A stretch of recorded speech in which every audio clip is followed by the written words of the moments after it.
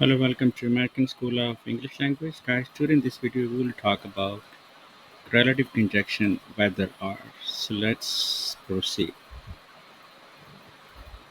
We use whether or to express doubt between two possible options.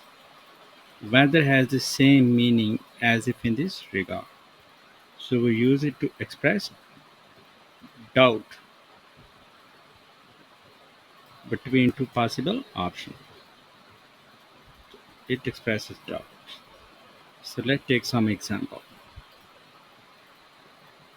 I don't know whether to study business management or computer science in the college. So here is a doubtful state whether to study business or computer science.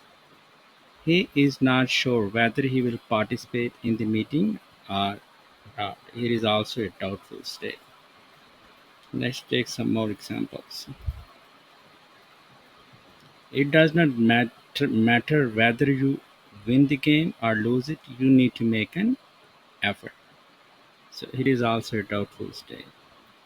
Whether you bike or walk to work, you need to be on time. Let's learn some more uses of whether or. We also use whether or to indicate that something will happen no matter what choice is made. So regardless what choice we made, something will happen. This is also another use of whether or. So let's take some example. Whether we stay at home and eat a pizza or go home or whether we stay at home and eat a pizza or we go out and watch a movie, I'm sure we will have a lot of fun. So regardless what decision is made, I'm sure we will have a lot of fun. I'm going to help you whether you like it or not. So regardless you like it or not, I'm going to uh, help you.